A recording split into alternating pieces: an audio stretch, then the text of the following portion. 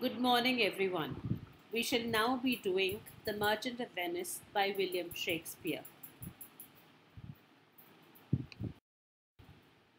Before I move on to Act 3, Scene 1, I would like to have a quick recap.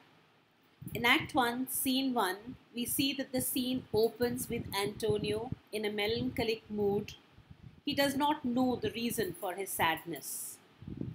Slario and Slanio, both of them, give their justification for his sadness, saying that he is sad because his ships are out at sea. Later, Bassanio and Gratiano enter with other friends. Gratiano too advises Antonio not to fall a victim of melancholy. He gives his reasons of how to remain happy and joyful. Once they leave, Bassanio declares his love for Portia and confesses that he needs money to go to Belmont and try the lottery of caskets.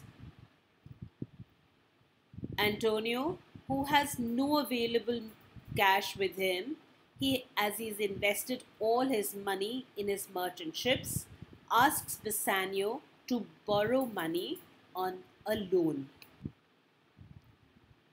Act 1, Scene 2 is in Belmont. Portia is in conversation with Nerissa about her father and his lottery of caskets. Portia's father had said that the person who chooses the right casket will be the one to marry Portia. So 6 suitors come to try the lottery of caskets to win over Portia. But it is seen that all the suitors, they leave without trying the lottery of caskets, as they would like to win her over in some other manner and not in the manner as stated by her father. They did not like the condition that they would not marry anyone if they chose the wrong casket. So they leave without trying the lottery of casket. In Scene 3, Bassanio goes to Shylock to borrow 3,000 ducats. Shylock is seen in this particular scene telling us about his dislike for Antonio. But he agrees to sign the bond. He calls it the merry bond. He says that it is a merry bond for fun, in which it is stated that he will give 3,000 ducats for 3 months to Antonio, and if Antonio does not pay back the money within 3 months, he will be allowed to take a pound of flesh from any part of the body that he desires. Antonio agrees to sign the bond, whereas Bassanio feels some foul play is involved in it. Act 2. In Act 2, we see in first scene Prince of Morocco, who requests Portia not to reject him on the account of his dark complexion. He also boasts of his strength and courage. Scene 2, Launcelot Gobbo, he runs away from Shylock's house. He tries to fool his father, whom he meets on the way. His father is sand blind. Launcelot then meets Bassanio and requests him to give him a job. Bassanio agrees to do so. Scene 3, Launcelot comes to bid farewell to Jessica. She gives him some money and asks him to deliver a letter to Lorenzo. The letter states the plan of her elopement. Scene 4, Lorenzo, Gratiano, Slarino and Slanio are discussing their program for a masque. Launcelot delivers the letter given by Jessica to Lorenzo. The letter tells him about the plan for elopement. Scene 5. Lancelot invites Shylock to Bassanio's house for supper. Shylock gives the keys of his house to Jessica and tells her to keep all the doors and windows closed. He is uncomfortable leaving his house unguarded as he feels that something is going to take place. He does not want to go, but to ensure that he shows that he is a friend of Bassanio and Antonio, he goes. Scene 6. Gratiano and Salarino are waiting for Lorenzo near Shylock's house. Jessica dresses up in the clothes of a boy and she becomes the torch bearer. She also takes away with her all the jewels and ducats that belong to her father and she elopes with Lorenzo. Scene 7. Prince of Morocco tries the lottery of caskets, but unfortunately he chooses the golden casket and does not marry Portia. He is unsuccessful. Scene 8. In this scene, Salarino and Slanio are seen telling us that Shylock is very upset at the loss of his daughter and his ducats. Shylock gives more importance to his gold rather than his daughter. We are also told that Antonio was upset as Bassanio had left for Belmont. There is also news that Antonio's ship had been lost in the English Channel. In scene 9, another suitor comes to try the lottery of casket. He is Prince of Aragon. Prince of Aragon chooses the silver casket and he also fails in his choice and leaves. Act 3, Scene 1. Slanio and Salarino are seen discussing the loss of Antonio's merchant ship. Shylock enters, cursing Jessica for running away with a Christian and for robbing him of his gold and money. Slario and Slanio leave to meet Antonio, while a servant comes to call for them. Tubal, in the meantime, enters. He is a friend of Shylock and he gives the information that Jessica was in Genoa and she had wasted 80 ducats in one night and she had purchased a monkey with a turquoise ring. The ring had belonged to his wife. Tubal also informs Shylock that Antonio's ship had sunk and he would not be able to pay back the borrowed money.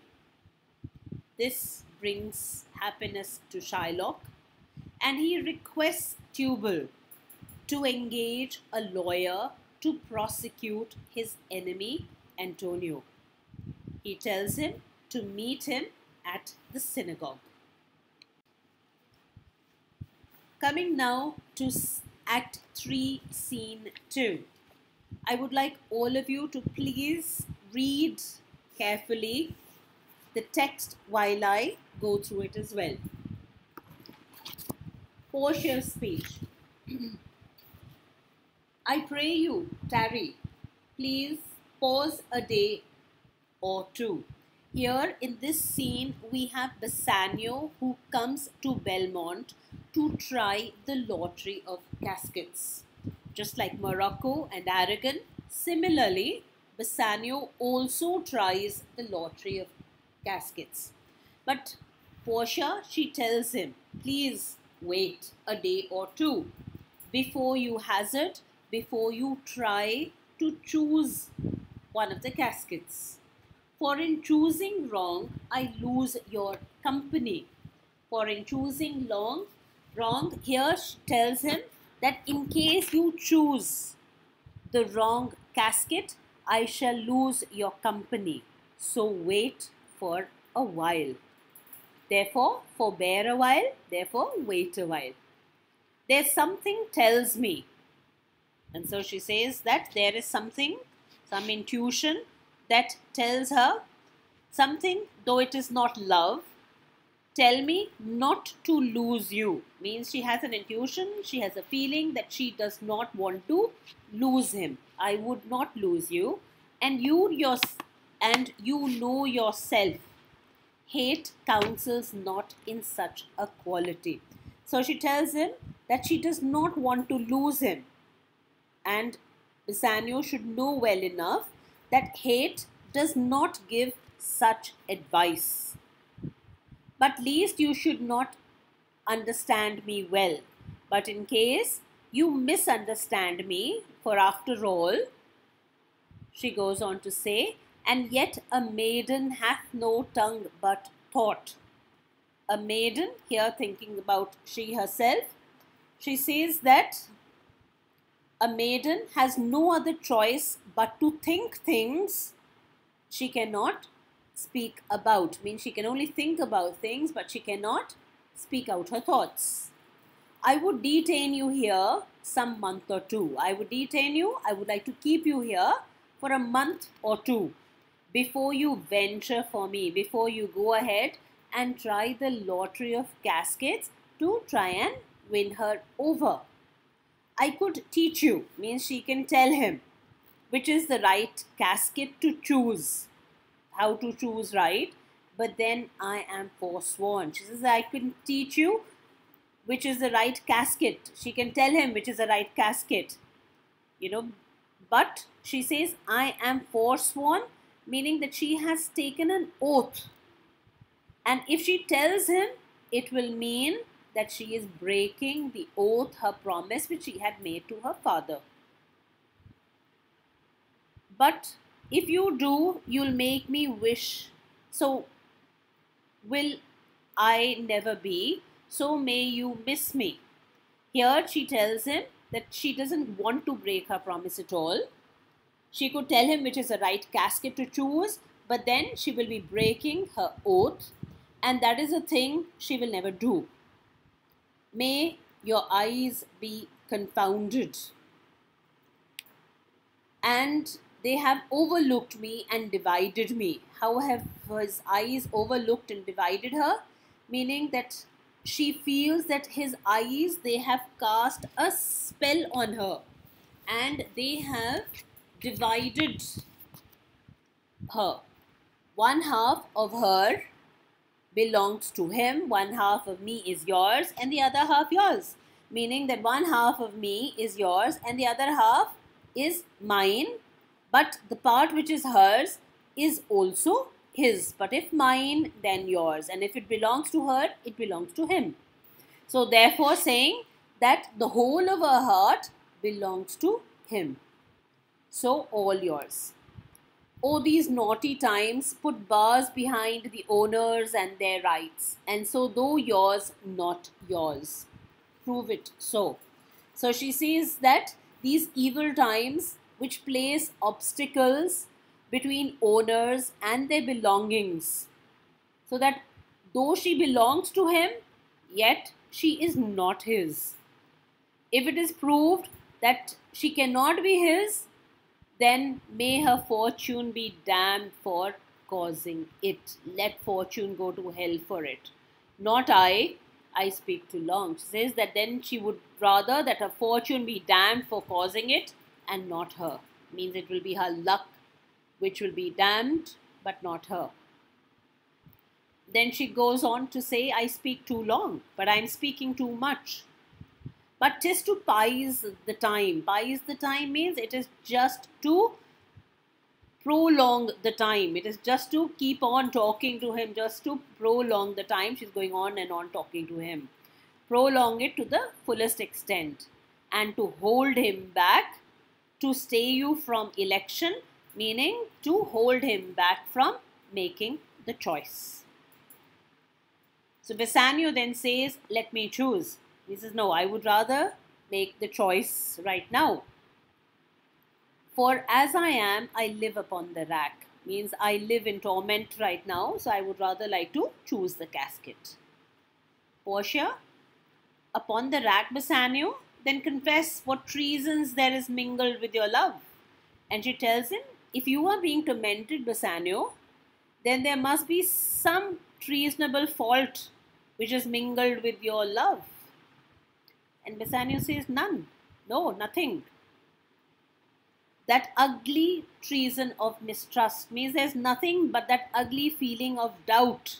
He's doubtful whether he will win or whether he will be able to choose the right casket or not, which makes me fear the enjoying of my love. So that doubt that is there in him, that makes him fear that there could not be friendship.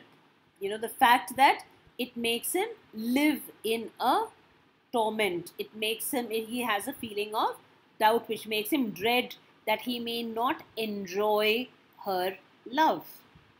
There may as well be amity and life between snow and fire as treason and my love. Meaning, there cannot be friendship, and union between snow and fire.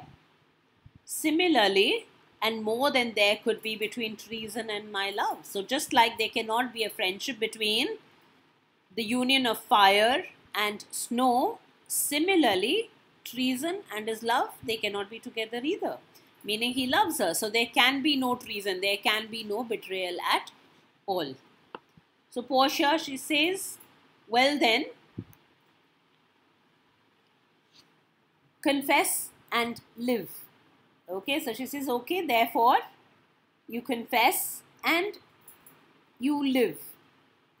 And of course, before that, Bassanio said that I'll confess the truth, means he would like to, of course, confess the truth towards her. He says, promise me my life and I will confess the truth. And she says, yes, confess and you will live. And Bassanio, confess and love. These words are the substance of my confession. He says that I just want to confess my love. O happy torment when my torturer doth teach me answers for deliverance, but let me to my fortune and the caskets. Says, O blessed torture, when my torturer teaches me the answers which are to liberate me. But he says, take me to the caskets and let me try my luck. Portia, away then, I am locked in one of them. She says, okay, come, my portrait, it is locked in one of them. If you do love me, you will find me out. If you love me, you will find my portrait. Nerissa and the rest stand aloof, let music sound while he doth make his choice. And so she tells Nerissa and the rest of the people who are there to move back. She said, let music be played while Bassanio, he tries the lottery of casket. Then if he lose, he makes a swan-like end. And then she goes on to say that if he fails, he dies just like the swan dies, fading away in music. That the comparison may be more complete with my eyes full of tears, shall be like the stream and watery death bed, as the river is for the swan. So just like a swan dies in the river, similarly her tears will be shed while she will lose Bassanio. He may win, and what is music then? And now she makes a comparison and says that if Bassanio wins, then what is music going to be? Then music is even as the flourish when true subjects bow to a new crowned monarch. Such it is, as are those dulcet sounds in break of day that creep into the dreaming bridegroom's ear and summon him to marriage. So she says that if he wins, then what is the music going to be for her? Then the music will be as the flourish of trumpets, the sound of the trumpets. When the loyal subjects, they will bow down before the newly crowned ruler. So when a newly crowned ruler is being given his crown, the people will bow down and there will be the sound of trumpets. It will be like the sweet sound which at daybreak awaken the dreamy bridegroom and tell him that it is his marriage day.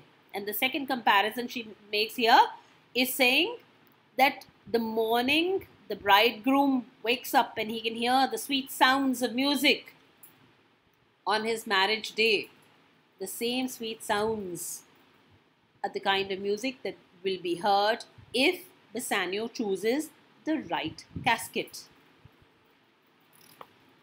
Now he goes, means now goes Bassanio to try and choose the casket with no less presence, meaning with no less dignity, and with much more love than did youthful Hercules. Alcides is Hercules, when he did redeem the virgin tribute by howling Troy to the sea monster. I stand for sacrifice. The rest aloof are the Dardanian wives, with blurred visages come forth to view the issue of the exploit. Now here she compares Bassanio to young Alcides or to Hercules. Now Hercules was a very strong person. He even lifted up a mountain. Now she goes on to say that there was a virgin who used to be given as a tribute to a sea monster in the city of Troy. But Alcides or Hercules, he came and he saved the virgins. The Dardanian wives or the Trojan women, they used to stand there and watch the sea monster, eating away or taking away the virgins of that city. They used to stand there with blurred visages, means they used to have tears on their faces. But Hercules, he came and he was able to save the virgin. Similarly, here the comparison is Hercules here represents Bassanio. The sea monster represents the caskets. Then we have the Dardanian wives who represent the people who are standing there. And who is the sacrifice here? The virgin. The sacrifice is, we have here Portia, who is the sacrifice. So here, the comparison here is that Bassanio, he will come and he will save the virgin, that is Portia, from the sea monster, that is the three caskets, while the Dardanian wives, that is the people who are standing there like Nerissa and the rest of them who are watching. So she makes such a comparison. And then she says, live thou, I live. Meaning that if Bassanio will live, if he chooses the right casket, then of course even she too will live happily. With much more dismay I view the fight than thou that makest the fray. Okay, then she goes off to say that go forward, my Hercules. If you live, I will live. I'm watching the test with much more nervousness. With much more nervousness than you who have to perform it. Then there is a song that is being played in the background. A song while Bassanio, he is going to go and try the lottery of caskets. The song says, tell me where fancy bred, meaning that where love is born. Is it in the heart or the head? How is it born and how is it nourished? It originates in the eyes. With gazing fed and fancy dies in the cradle where it lies. in the cradle where it lies, let us all ring fancy's knell. Means it is fed with loving glances. It dies in the eyes where it was born. Let us all sound for love the funeral bell. I shall begin it. Ding dong bell, ding dong bell. We know that a bell is made of lead. The song itself gives Bassanio a hint as to which casket he should choose. Bassanio, so may the outward shows be least themselves. The world is still deceived with ornament, in law what please so tainted and corrupt, but being seasoned with a gracious voice, obscures the show of evil. Now, Bassanio, he says, looking at the casket, he says, often outer appearances have got no real truth. The world of men is always deceived by ornamental things. He gives examples like in the law courts, a case that is bad and dishonest. Many may be pleaded in fine, eloquent voice which covers up the face of the evil. Meaning to say here that people, though they may be guilty, but yet they speak in eloquent voice. They speak in a polite voice and try to cover up their evil. The second example, in religion, what damned error but some sober brow will bless it and approve it with a text, hiding the grossness with fair ornament.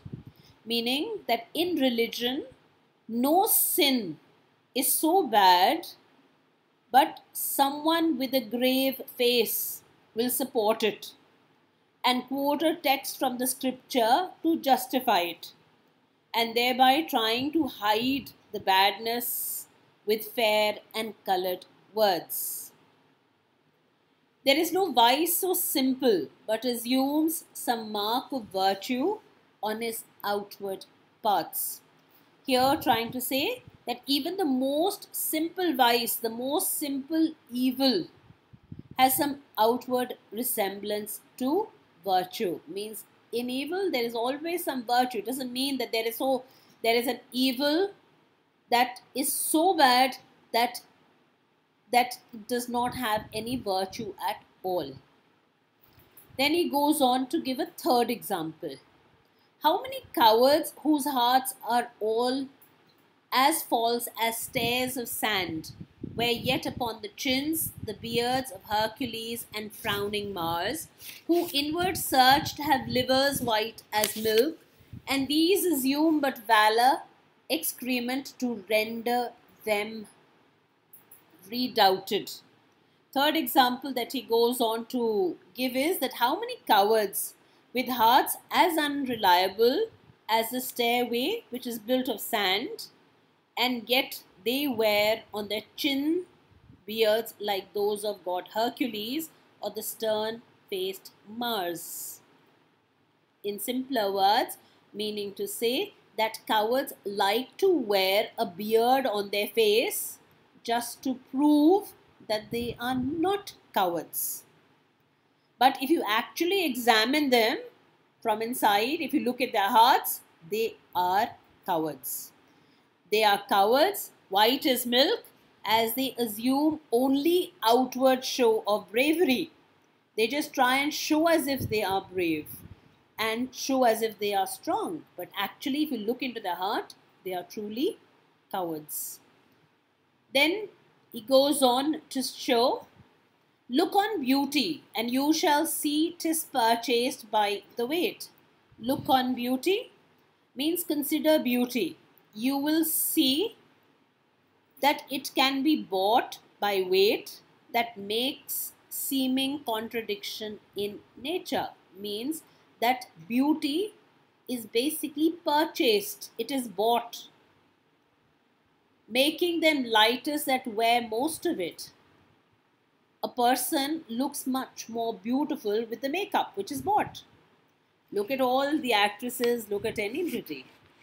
If you have a simple face without makeup, a person may not look as beautiful. But when you apply makeup, the person definitely looks much more beautiful, making them lighters that wear most of it. Where most of it is the makeup. So are those crisp, snaky golden locks which make such wanton gambols with the wind upon supposed fairness, often known to be the dowry of a second head. The next example that goes on to state is for those who wear most of the purchased beauty. Of course, he says that they are the lightest, they're not really very beautiful.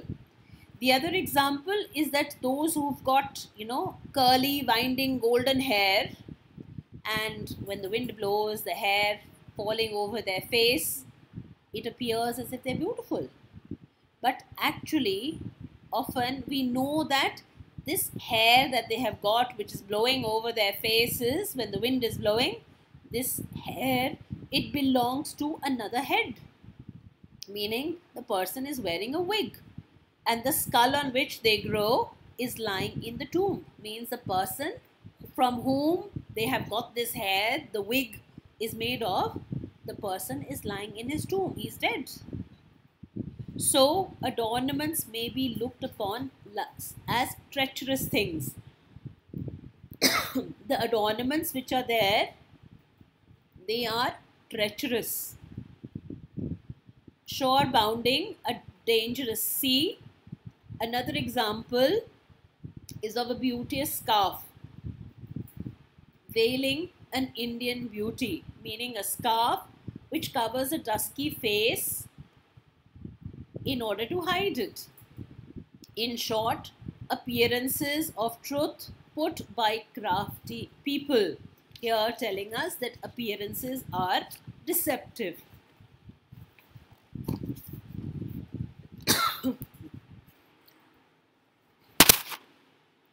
So showy gold which King Midas could not eat. Here, all these examples which Bassanio has given are basically for gold. Just like the gaudy gold which Midas could not eat. Now there is a story about King Midas who had turned everything into gold, even his daughter. And he was unable to eat the food too because it had turned into gold. So here trying to tell us that gold is just showy.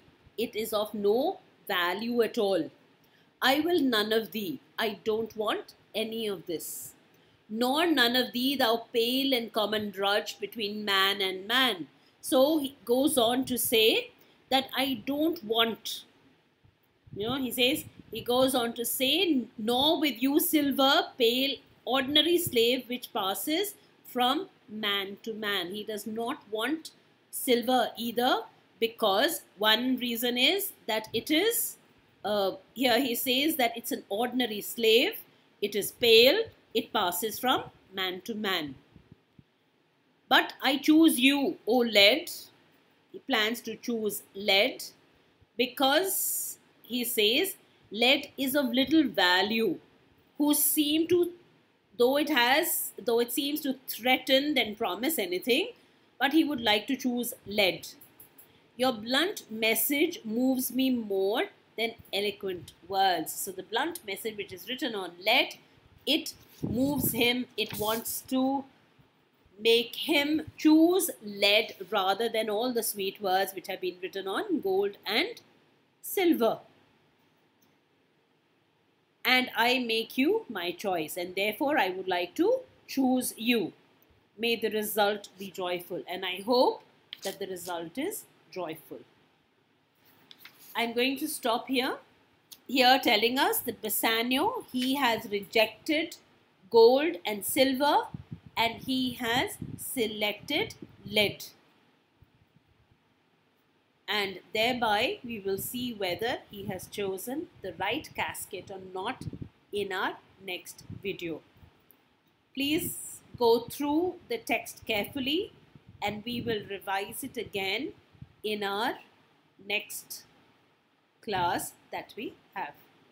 Thank you. Stay safe. Bye.